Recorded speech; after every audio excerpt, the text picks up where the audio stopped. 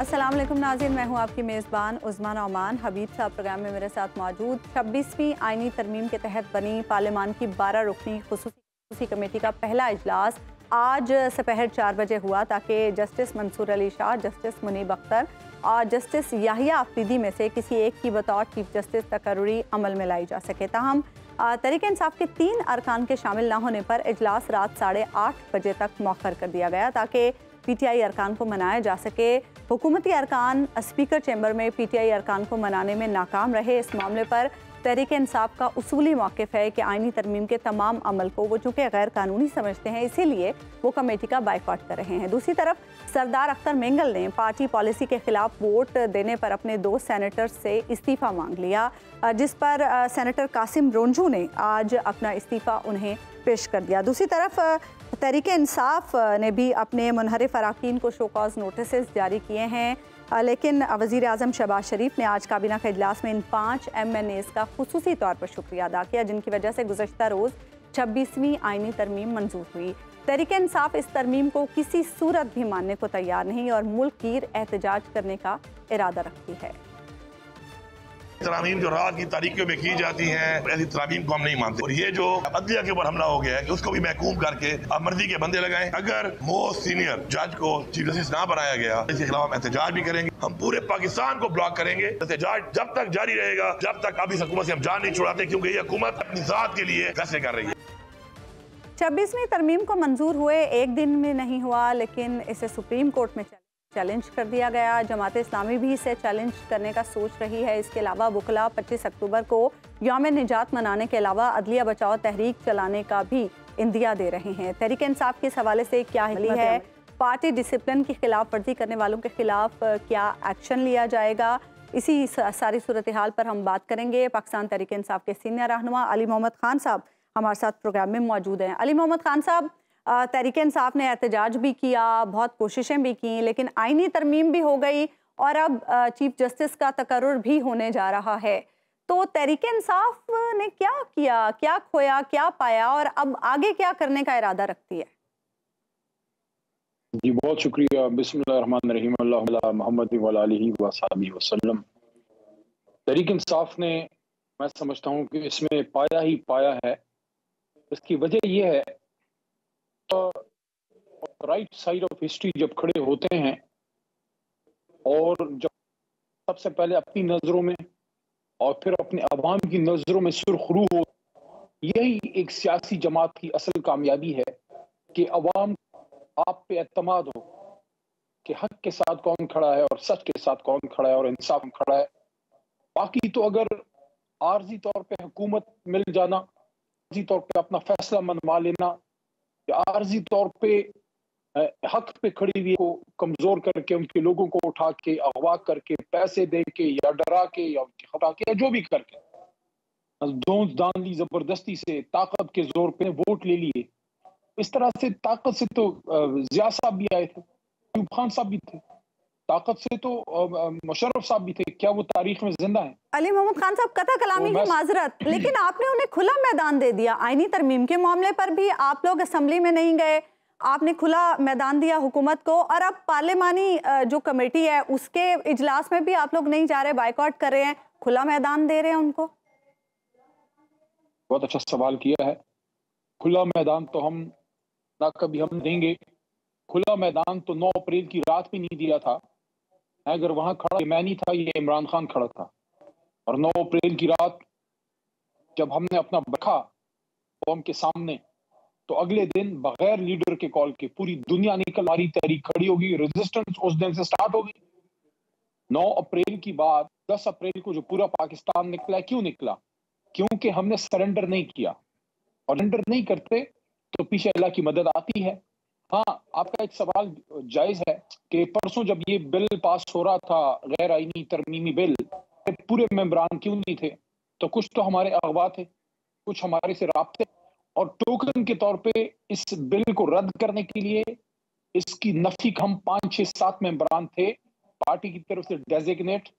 बाकियों को एहतियात आया क्योंकि कुछ पता नहीं था कि किसको कहां से उठा लिया जाए, किसको कहां से गायब कर दिया जाए। राब्ते देख कि हमारे कुछ मेंबरान हमसे राब्ते में नहीं थे, اس وجہ سے ان کی سیکورٹی، ان کی سیفٹی کے لیے، حالانکہ آپ نے تو دیکھا کہ انہوں نے اپنے دھونس دھاندلی سے، پیسے سے، طاقت سے، زور سے، زبردستی سے پورے کر لیے. علی محمد خان صاحب یہ بتائیے گا کہ زین قریشی صاحب جو آپ کے وائس چیئرمین صاحب کے صاحبزادے بھی ہیں، ان کے کردار کے اوپر بھی سوالیہ نشان ہے.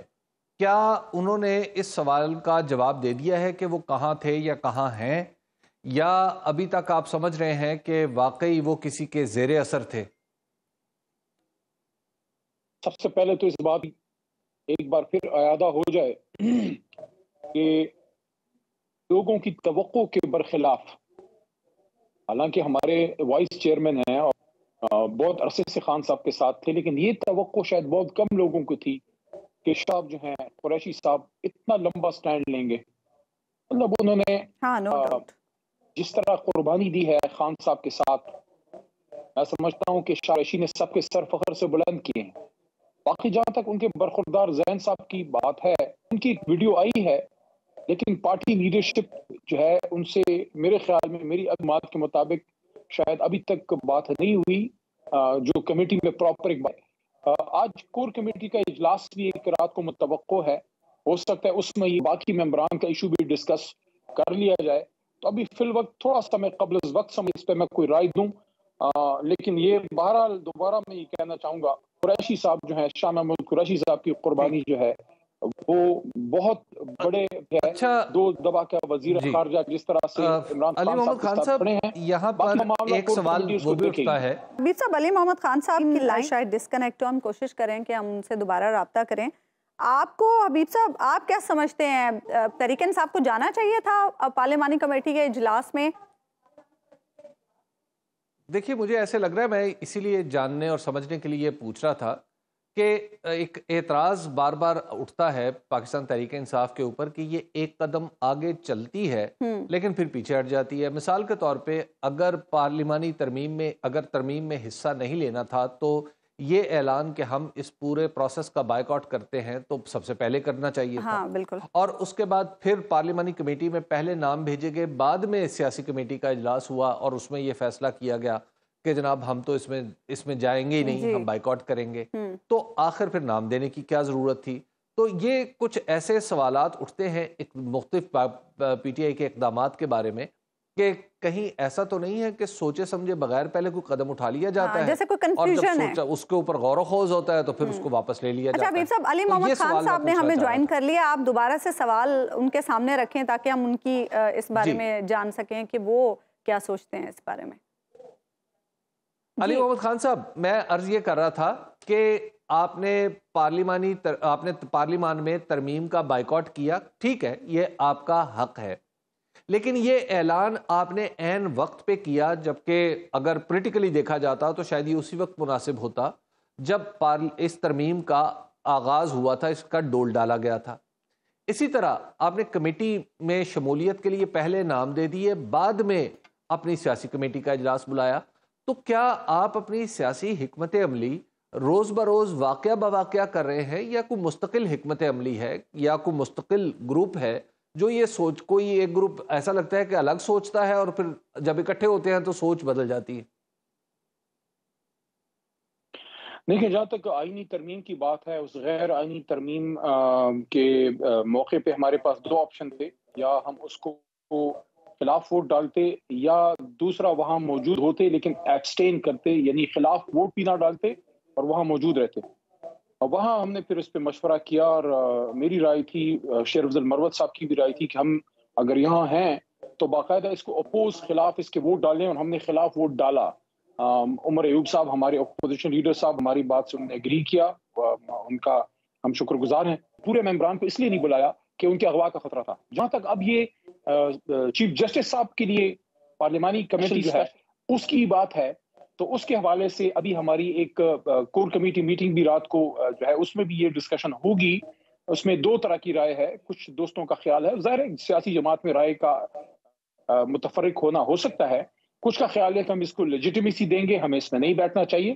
کچھ ہمارے دوستوں کی رائے ہے کہ نہیں، ہمیں اس میں جا کے اپوز کرنا چاہیے، اپنا موقف رکھنا چاہیے.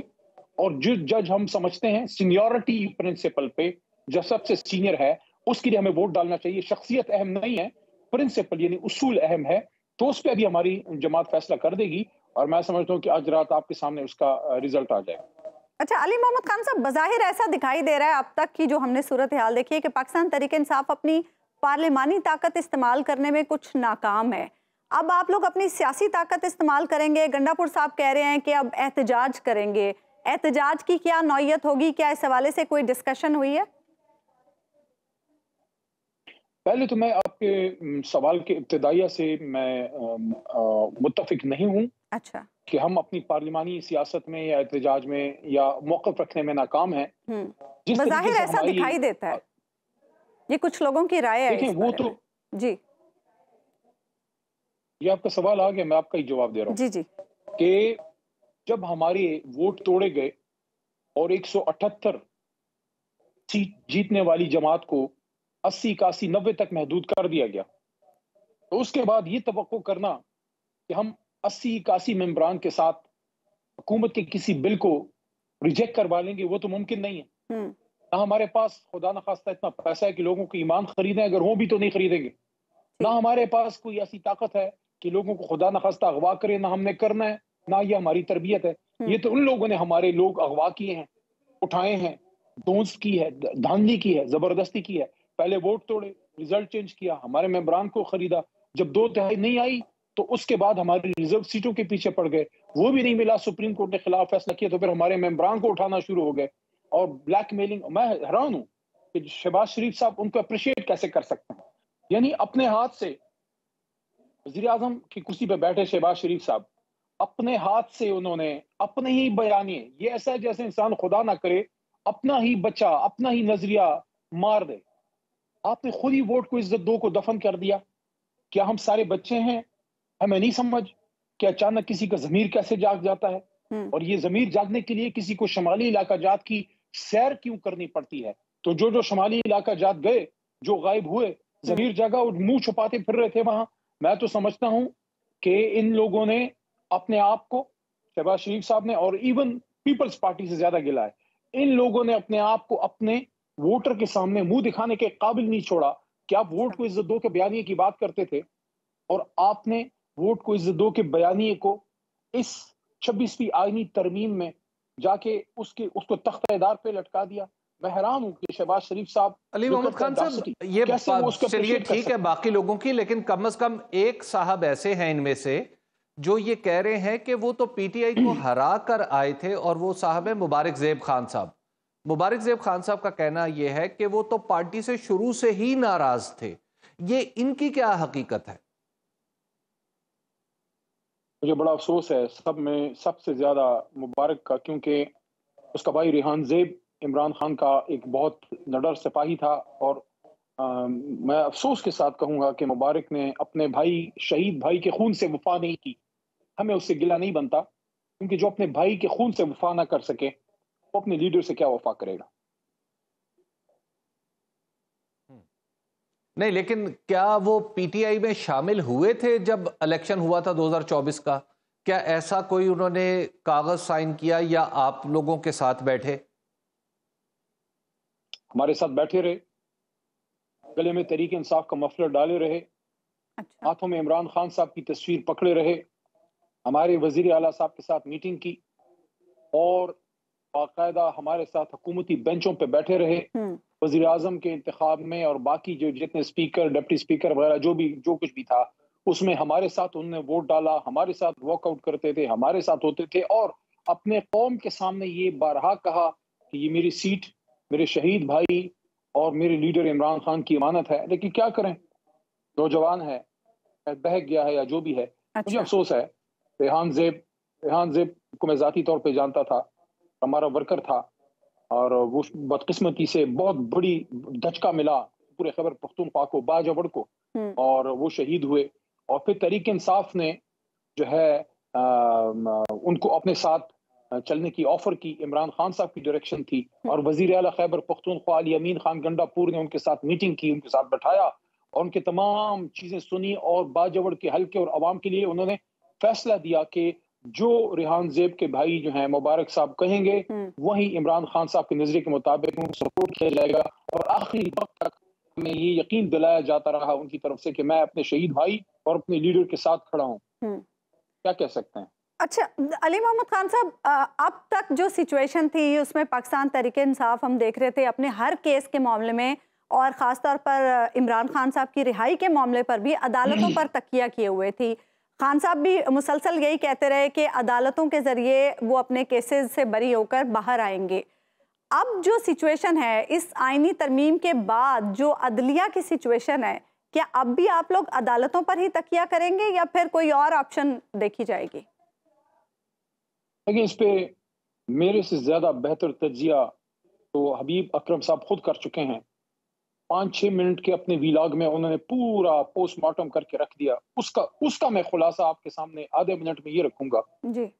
ساری 26ویں آئینی ترمیم کا حاصل وصول یہ ہے کہ سارے نظام کو تو ڈبو دیا، سب کو تو ڈوسائل کر لیا، سب کو تو قابو کر لیا.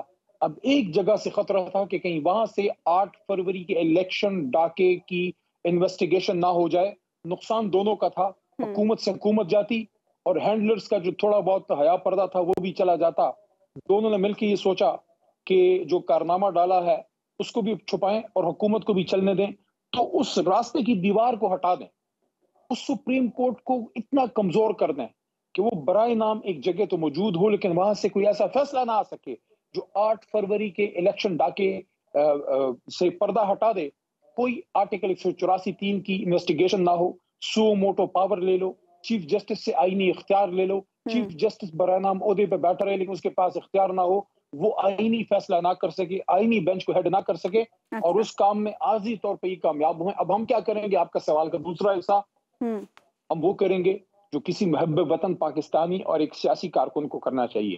ہم پارلیمنٹ کے فلور کو یوز کریں گے، ہم اسی عدالت میں بھی جائیں گے، اور سب سے بڑی عدالت اللہ کے بعد اگر ہے وہ عوام کی عدالت ہے. ہم عوام کی عدالت میں جائیں گے اور عوام ہمارے ساتھ ہیں. ہمیں یقین ہے فیصلہ ہمارے حق میں آئے گا. اچھا علی بھائی یہ بتائیے گا کہ آپ کے جو لوگ تھے، جو 5 یا 4 جو قومی اسمبلی میں ادھر ادھر ہو گئے یا پکڑ کے لے آئے گئے، یہ کیا بکے تھے یا یہ لوگ کسی دباؤ میں تھے؟ اور دوسری بات یہ کہ یہ دباؤ کیا، جس طرح آپ نے اپریل 2022 میں الزام پیپلز پارٹی پہ لگایا تھا کہ پیپلز پارٹی نے سندھ ہاؤس میں آپ ہی کے اراکین کو جگہ دی تھی، تو کیا اب بھی پیپلز پارٹی نے ایسا کیا ہے؟ حبیب صاحب میرے خیال میں اس بار اس سے 100 گنا زیادہ زیادتی ہوئی ہے. اس وقت تو لگتا یہ تھا کہ صرف لالچ تھی، اس دفعہ لالچ کے ساتھ ساتھ زبردستی بھی تھی. آپ یہ دیکھیے کہ ممبران کے بچوں کو اگر اٹھا لیں، ان کو تھریٹ کریں. آج جس طرح اختر مینگل صاحب کے ایک محترم سینیٹر صاحب نے اپنی سیٹ سے استعفیٰ دیا ہے، تو اس کی کچھ وجوہات ہیں. ان کی جو ایک محترم سینیٹر صاحبہ بلوچستان سے، ان کے جو بچوں کے اغوا کا ایشو تھا کہ ان کے بیٹے نہیں تھے اور وہ پریشر میں انہوں نے کیا. تو ہماری طرف سے پریشر بھی ہوگا اور لالچ بھی ہوگا، اور جس طرح وقت گزرے گا یہ ساری چیزیں سامنے آئیں گی. ایک بات البتہ اظہر من الشمس ہے، اور وہ یہ ہے کہ لالچ اور طاقت کے بغیر کوئی نہیں جاتا تھا. کوئی شیطان کے غلانے میں گیا لالچ میں ہو سکتا ہے، اور زبردستی تو سب سے ہوئی ہے، طاقت استعمال ہوئی ہے، اور یہ بہت زیادتی ہوئی ہے کہ آئین کو بنانے کے لیے، آئین کو ٹھیک کرنے کے لیے آئین کے معماروں کو کے ہاتھ باندھے گئے، ان کو پابندے سلاسل ایک طرح سے کیا گیا اور ان کی آزاد سوچ کو روکا گیا.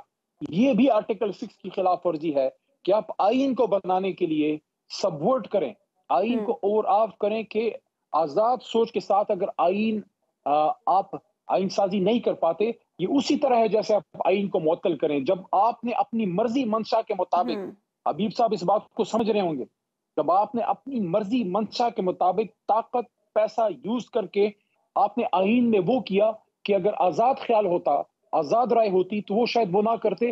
آپ نے آئین کو ایکچولی سبورٹ کیا ہے، آپ نے آئین شکنی کی ہے. اچھا علی محمد خان صاحب، آج گنڈا پور صاحب نے کہا کہ اگر سینئر ترین جج کو چیف جسٹس نہ لگایا گیا تو ہم تحریک چلائیں گے. اگر جسٹس منصور علی شاہ صاحب بن جاتے ہیں چیف جسٹس، ابھی کمیٹی کا اجلاس ہونا ہے کچھ ہی دیر میں، اور ان کا نام فائنل کر لیا جاتا ہے چیف جسٹس کے طور پر، تو کیا پھر آپ لوگ احتجاج نہیں کریں گے؟ کیونکہ منصور علی شاہ صاحب اگر چیف جسٹس بن بھی جاتے ہیں تو وہ اختیارات ان کے پاس نہیں ہوں گے جو پچھلے چیف جسٹس صاحبان کے پاس رہے ہیں۔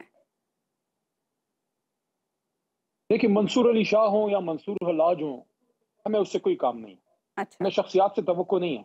ہم آئین کے ساتھ کھڑے ہیں، ہم اپنی سپریم کورٹ کے ساتھ کھڑے ہیں، اور ہم سپریم کورٹ کی اس کرسی کے ساتھ کھڑے ہیں جس کو چیف جسٹس آف پاکستان کہتے ہیں۔ اس پہ کوئی بھی بیٹھے، اس پہ آپ بیٹھے، اگر آپ کی اہلیت ہو، اس پہ حبیب اکرم صاحب بیٹھے ہوں، منصور علی شاہ صاحب بیٹھے ہوں، زید و بکر و عمر ہو، جو بھی ہو، لیکن اپنی مرضی منشا کے لیے اگر اس کرسی کی طاقت کو کوئی کم کرے گا، اگر سپریم کورٹ کو آپ کمزور کریں گے، اگر اپنی مرضی کے لیے آپ سپریم کورٹ کو دو میں تقسیم کریں گے، یعنی میں نے اسمبلی کے فلور پہ حبیب صاحب اور میری بہن میں نے بات کی،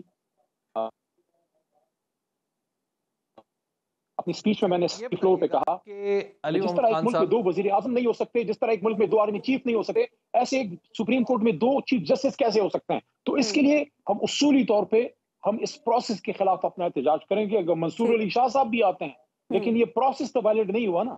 جو پروسیس ہوا ہے، جو لوگوں کو اٹھایا گیا ہے، جس طریقے سے سارا کچھ ہوا ہے، ایسے لگ رہا تھا جس خدا نہ خواستہ پاکستان پہ حملہ ہو گیا، پوری رات پوری دن میٹنگز ہو رہی ہیں، کبھی غریبوں کے لیے، کبھی اس ملک کے لیے، اس کی بقا کے لیے، اور یار چھوڑو کبھی فلسطین کے لیے آپ ساری رات جاگیں، کبھی کشمیر کے لیے ساری رات جاگیں۔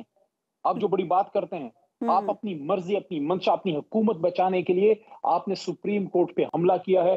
یہ حملہ پسپا ہوگا، عارضی، میں بار بار کہتا ہوں، عارضی ناکامی شکست نہیں ہوتی، آخری جیت ہمیشہ حق کی ہوئی ہے، اس بار بھی ہوگی۔ یہ بتائیے گا کہ قاسم رونجھو صاحب نے آج اعلان کیا، جو بی این پی کے سے، انہوں نے کہا تھا کچھ زوراور لوگ تھے جنہوں نے مجھے کہا کہ آپ 4 دن مہمان رہیں گے اور میں تو پہلے سے بیمار ہوں، تو انہوں نے تو یہ بتا دیا کہ ان سے زور زبردستی کر کے ووٹ لیا گیا ہے۔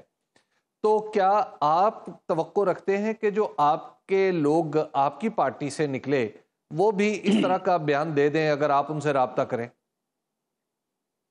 میرے خیال میں ان کو آ کے سچ بولنا چاہیے، اور میری ہمدردی ہے رونجھو صاحب کے ساتھ۔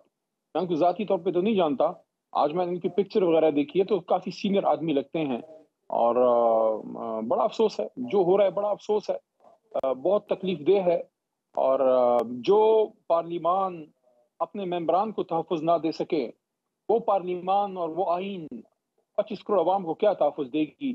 ہم نے صرف ایک چھوٹے سے مقصد کے لیے اپنے ملک کو اور اپنے آئین کو، خاص کر اپنی سپریم کورٹ کو، دنیا کے سامنے ایک مذاق بنا دیا۔ ٹھیک ہے، بہت بہت شکریہ علی محمد خان صاحب، آج پروگرام میں آپ ہمارے ساتھ موجود تھے۔ ایک بریک ہم لیں گے ناظرین، بریک کے بعد واپس آئیں گے تو حبیب صاحب سے۔ ویلکم بیک ناظرین۔ حبیب صاحب، ہم ایک پروگرام بڑے شوق سے دیکھا کرتے تھے، کون بنے گا کروڑ پتی، تو اس وقت جو ایک سوال ہے سب کے ذہنوں میں وہ ہے کون بنے گا چیف جسٹس۔ گو کہ وقت کم ہے لیکن مقابلہ کوئی اتنا سخت نہیں ہے، کیونکہ جو کمیٹی، پارلیمانی کمیٹی ابھی کچھ دیر میں بیٹھنے والی ہے چیف جسٹس کے انتخاب کے لیے، اس میں حکومتی جو تعداد ہے وہی ہے، زیادہ اپوزیشن تو ہے ہی نہیں۔ تحریک انصاف نے تو بائیکاٹ کر دیا ہے، صرف کامران مرتضیٰ صاحب ہی ہیں اپوزیشن کے نام پر۔ تو آپ کا کیا اس بارے میں انالیسز ہے یا آپ کی کیا پریڈکشن ہے، کون ہو سکتا ہے اگلا چیف جسٹس؟ دیکھیے، میں آپ کو پریڈکشن نہیں، میں آپ کو حالات بتاتا ہوں۔ حالات یہ ہے کہ جب یہ آئینی ترمیم ہو رہی تھی اور اس میں چیف جسٹس کا راستہ روکنے کی کوشش ہو رہی تھی، تو پاکستان تحریک انصاف کو ایک موقع پہ یہ کہا گیا، یہ آفر کی گئی حکومت کی طرف سے کہ ہم آپ کو منصور علی شاہ صاحب کو چیف جسٹس بناتے ہیں اور جسٹس یحییٰ آفریدی کو ہم آئینی بینچ کا سربراہ بنائیں گے۔ اچھا، ہم آپ یہ دو ہم عہدوں کا پہلے ہی ڈیسائیڈ کر لیتے ہیں، تو لہٰذا لیکن اس کے لیے ہماری شرط ہے کہ آپ ہمیں ووٹ دیں۔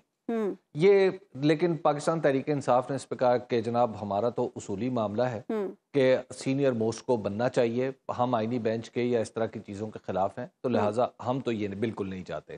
تو آپ یہ کام نہ کریں، آپ ان کو ججز کو آفرز کا حصہ نہ بنائیں۔ پھر ایک بات یہ ہوئی کہ جو وکلاء کی جو ٹیمیں تھیں تمام طرف سے، جس میں اعظم نذیر تارڑ صاحب بھی تھے، بیرسٹر گور صاحب تھے، کامران مرتضیٰ صاحب تھے، اور بھی لوگ تھے، تو یہ جو سیاسی وکلاء کی جو ٹیم تھی، اس کے اندر بھی یہ بات ہوئی کہ جناب ایسا کرتے ہیں کہ چاہے جو بھی کمیٹی بنے گی اس پہ باقی مخالفتیں اپنی جگہ، کیونکہ اب تو ہم نے کلپ کر دیا ہے چیف جسٹس کے کردار کو، تو پھر بھی ہم یعنی انڈرسٹینڈنگ یہ کرتے ہیں کہ چیف جسٹس ہم بنائیں گے منصور علی شاہ صاحب کو، سینئر موسٹ کو ہی بنائیں گے، ٹھیک ہے، لیکن بنائیں گے ایسے کہ تاکہ احسان بھی چڑھا رہے ایک پولیٹیکلی۔ تو یہ بات تو ابتدائی طور پہ ہوتی رہی ہے جب یہ آئینی ترمیم ہو رہی تھی 21 تاریخ کو۔ اس کے بعد ظاہر ہے معاملات بدل گئے، اور معاملات اس طرح بدل گئے کہ حکومت کو تو ضرورت نہیں رہی ووٹوں کی، کیونکہ آئینی ترمیم ہو گئی جس طرح بھی انہوں نے کی، تو اس کے بعد اب ظاہر ہے حکومت کے کورٹ میں یہ گیند چلی گئی ہے۔ اب آ جائیں دوسری سائڈ پہ پولیٹیکلی اگر آپ دیکھیں تو حکومت کو اس کی بہت بڑی کاسٹ پے کرنی پڑے گی جو ترمیم اس نے کی ہے، کیونکہ یہ ترمیم نہیں ہے، یہ آئین کے اندر تحریف ہے، یہ آئین کی تباہی ہے جو 26ویں آئینی ترمیم کے ذریعے کی گئی ہے۔ آئین کی ہر شق میں ایسے ڈائنامائٹ فٹ کر دیے گئے ہیں جو پھٹتے چلے جائیں گے۔ تو اب ظاہر ہے ایک اخلاقی طور پہ اتنی کمزور جگہ پہ حکومت آ گئی ہے کہ وہ یہ اپنی اس اخلاقی ساکھ کو اگر کچھ بحال کرنا چاہتی ہے تو وہ کسی نہ کسی درجے میں وہ یہ سوچ سکتی ہے کہ منصور علی شاہ صاحب کا انتخاب ہی بطور چیف جسٹس مناسب ہو، کسی طرح تو یہ داغ دھونا پڑے گا نا۔ جی، تیسری بات یہ ہے کہ ابھی جو تھوڑی دیر پہلے جب مولانا فضل الرحمان کے حوالے سے خبریں چل رہی تھی کہ انہوں نے اسد قیصر کو فون کیا کہ اسد قیصر صاحب آپ وہاں پر پہنچے، تو اس میں بھی کہانی کچھ چیف جسٹس کے حوالے سے تھی۔ وہ یہ تھی کہ کچھ پاکستان تحریک انصاف کو یہ خبر ملی کہ شاید جسٹس امین الدین خان کو کوئی کردار ادا کرنے کے لیے دیا جائے گا چیف جسٹس کے طور پہ۔ اچھا، اس کی وجہ یہ ہے کہ دستور میں جو ترمیم کی گئی ہے اس میں یہ کہ اگر کوئی ایک انکار کرے گا تو اس سے اگلا، کوئی انکار کرے گا تو اس سے اگلا، یہ بات آگے سے آگے چلتی جائے گی۔ تو کچھ لوگوں کا خیال یہ تھا یا کچھ لوگوں کو شاید یہ غلط فہمی ہوئی کہ جسٹس منصور علی شاہ، جسٹس یحییٰ آفریدی اور جسٹس منیب اختر اگر یہ تینوں انکار کر دیتے ہیں چیف جسٹس بننے کی صورت میں، یا مثال کے طور پہ حکومت ایسا کرتی ہے کہ جسٹس منصور علی شاہ صاحب کو نظر انداز کر کے جسٹس منیب اختر کا نام لے آتی ہے، تو پھر جسٹس منیب اختر کہیں گے جی میں نہیں بنتا، تو پھر جسٹس یحییٰ آفریدی کہیں گے میں نہیں بنتا، تو پھر آگے بات چلی جائے گی۔ تو اس پہ پھر کوئی ایک سینس یہ پریویل کی کہ نہیں جی اگر ان تینوں میں سے کسی کو بھی کہا گیا تو شاید وہ اس پیشکش کو قبول کر لے۔ یہ بھی ایک انڈرسٹینڈنگ کہیں نہ کہیں اسلام آباد میں موجود ہے کہ یہ بھی ہو سکتا ہے۔ بہرحال اگر آپ یہ دیکھیں تو تمام تر کواکب جو ہیں جو اگر ماضی کو اور حکومت کی ضرورت کو مد نظر رکھیں تو ایسا لگتا ہے کہ منصور علی شاہ صاحب بیسٹ چوائس ہو سکتے ہیں، لیکن اگین اب یہ حکومت نے جو سب کچھ کیا ہے اب یہ اسی کے وہی فیصلہ کرے، کیونکہ باقی تو کوئی وہاں پر موجود نہیں ہوگا۔ اچھا حبیب صاحب، 63 ایک نظر ثانی فیصلے کے جو اثرات تھے وہ ہم نے دیکھے آئینی ترمیم کے معاملے میں۔ آج قاسم رونجو صاحب نے تو اعتراف کر لیا، انہوں نے کہا زور آور لوگ تھے، اور جو گفتگو انہوں نے پارلیمنٹ کے باہر کی وہ آپ نے سن لی ہوگی۔ ایک سینیٹر نے اعتراف کر لیا، اگر دوسرا بھی کوئی سینیٹر آ جاتا ہے اور وہ بھی اعتراف کر لیتا ہے تو کیا حیثیت رہ جائے گی اس آئینی ترمیم کی، اور پھر کیا ہوگا؟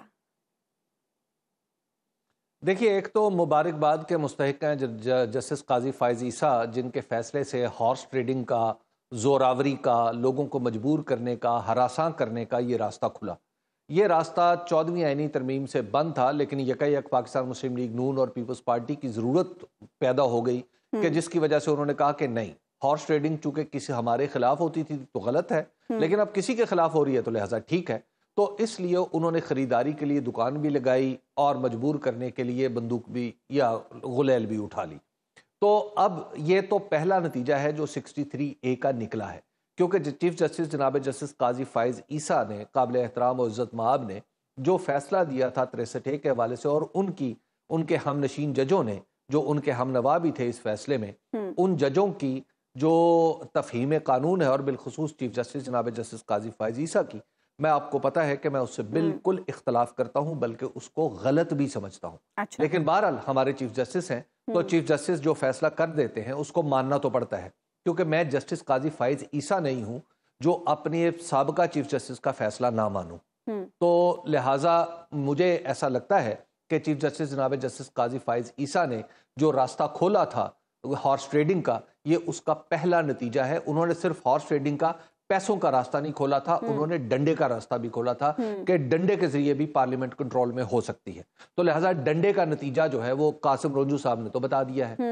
अब अगर कोई दूसरा शख्स भी ये कह देता है सेनेट के अंदर से, तो इसका मतलब है 65 में से वोट हो जाएंगे 63, जो जोरावरी से, जबरदस्ती से जो वोट डलवाया गया हो, तो इसकी बुनियाद पे तो तलाक नहीं होती जी। चाहे जाए कि ये कह दिया जाए कि वोट डाला था। अगर वोट इस तरह, यानी अब प्रैक्टिकली कानूनी नुक्ता निगाह से, ज्यूरिस्प्रूडेंस के हवाले से, जो सेनेट में नंबर जो 65 नहीं रहा 64 हो चुका है जी, बिल्कुल। तो अगर एक और कह दे तो सेनेट से इस तरमीम की मंजूरी गोया नहीं हुई होगी और ये एट द आउटसेट ही कल अदम करार दे दी जाएगी। लेकिन बहरहाल इस तरमीम के नतीजा आज की अभी तो कौमी असम्बली के 4 अरकान भी हैं हबीब साहब, ये तो सेनेट के अभी एक रुकन आया है। जी ऐन मुमकिन है, ऐन मुमकिन है उनमें से अगर कोई कह देता है, जी उनमें से अगर कोई कह देता है कि मैंने मजबूरी से या पैसे लेके ही अपना वोट दिया है, तो इसका मतलब यह है कि उसने दस्तूर से रूगर्दानी की है और उसका वोट काउंट नहीं होगा। ठीक है, ठीक है, एक ब्रेक हम लेंगे नाज़रीन, ब्रेक के बाद गुफ्तगू के सिलसिले को आगे बढ़े। वेलकम बैक नाज़रीन। चीफ जस्टिस काजी फाइज ईसा की सुबुकदोशी में अब सिर्फ 3 रोज़ रह गए हैं और वो चैम्बर वर्क पर चले गए हैं। आज उन्होंने मखसूस नशिस्तों के केस में 14 सफ़ात पर मुश्तमिल अपना इख्तलाफी नोट लिखा कि अक्सरियती फैसले में आइन की खिलाफ वर्जियाँ हुई हैं। उम्मीद है अक्सरियती फैसला देने वाले अपनी गलतियों का तदारुक करेंगे। हबीब साहब, अगर आपको याद हो तो तफसीली फैसला आने से पहले 2 जजेस ने अपने इख्तलाफी नोट में भी इसी तरह की बात की थी कि इलेक्शन कमीशन इस फैसले पर अमल ना करे, और आज चीफ जस्टिस काजी फाइज ईसा भी यही कह रहे हैं कि चूंकि हतमी फैसला अभी हुआ नहीं है तो इस पर अमल दरामद बाइंडिंग नहीं है और फैसले पर अमल दरामद ना होने पर तौहीन अदालत भी नहीं लग सकती। तो क्या आपको मखसूस नशिस्तों के मामले का मुस्तकबिल दिखाई दे रहा है आईनी तरमीम के बाद खास तौर पर? देखिए, एक तो वो तो आगे मामला होगा, लेकिन चीफ जस्टिस साहब का जो इख्तलाफी नोट है ये फैसला नहीं है, ये इख्तलाफी नोट है। अच्छा, इसकी हैसियत ये है कि इसको पढ़ा जाए, इससे मज़े लिए जाएं, चीफ जस्टिस जनाब जस्टिस के लिखने की दाद दी जाए। अगर उन्हें गुस्सा है तो उस गुस्से पे हंस लिया जाए या रो लिया जाए। अच्छा। जो कुछ भी किया जाए, इस कागज की अहमियत 14 कागज पे लिख दें, 140 कागजों पे लिख दें।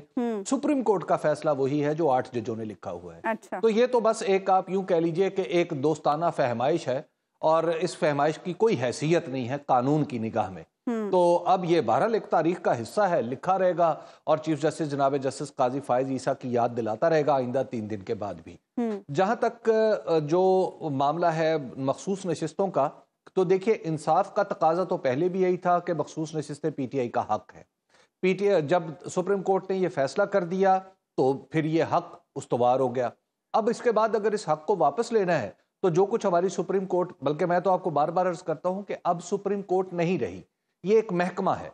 तो इस महकमे के जरिए इसका जो भी सरबराह लगाएं, अगर आपने आईनी बेंच बनाना है, अपनी मर्जी का बनाना है तो जो मर्जी करवा लें। तो वो तो नाइंसाफी की शक्ल की नाइंसाफी की शक्ल के हवाले से कोई चीज प्रिडिक्ट नहीं की जा सकती। तो लिहाजा उसका तो कोई अंजाम मुझे बखैर नजर नहीं आता। दूसरी बात यह है कि जो आज हमारे चीफ जस्टिस का फैसला हो रहा है, इसमें एक ख्याल जहन में आता है जरूर कि अगर आज फर्ज किया मंसूर अली शाह साहब को चीफ जस्टिस नहीं बनाया जाता तो अगले साहब और फिर उससे अगले साहब, फिर उससे अगले साहब, हत्ता के आखिरी जूनियर तरीन जज साहब भी वहां तक भी चले जाते हैं हुकूमत वाले ये कहते हुए कि जनाब आप चीफ जस्टिस बन रहे, आप चीफ जस्टिस बन रहे, और हर ऑफर के जवाब में ये कहा जाता है जनाब मैं तो डिक्लाइन करता हूँ इस ऑफर को, आप मंसूर अली शाह साहब की तरफ ही जाएं। तो फिर क्या होगा? ठीक है ना, देखिए इसके लिए अदलिया के अंदर इत्तफाक व इत्तेहाद की, लेकिन हम जो पिछले कुछ अरसे में तकसीम देख रहे हैं हबीब साहब, उसके बाद क्या आप ऐसी बात कर सकते हैं? देखिए ख्वाहिश करने में तो कोई हर्ज नहीं है ना, अच्छी उम्मीद और अच्छा गुमान रखने में तो कोई हर्ज नहीं है ना। अच्छा। तो लिहाजा मैं अच्छा गुमान और अच्छी तवक्को रखूंगा, बिलाशुबा मेरी हमेशा अच्छी तवक्को और अच्छा गुमान जो मैं इस हुकूमत से या इस रियासती ढांचे से रखता हूँ वो हमेशा गलत साबित होता है, लेकिन मैं तो अपनी उम्मीद नहीं छोड़ूंगा ना, मैं तो अपनी तवक्को नहीं छोड़ूंगा ना, तो मैं तो उम्मीद का टिमटमाता हुआ चिराग ही सही उसकी किरण की तरफ ही लपकूंगा। तो एक अगर आज ये शोला जवाला बन जाए तो इसमें क्या खराबी है? उम्मीद का दामन आप थामे रखें, हम भी उम्मीद का दामन थामे रखेंगे। प्रोग्राम का वक्त खत्म। नाज़रीन आपसे मुलाकात होगी इंशाल्लाह कल। अल्लाह ने के पान।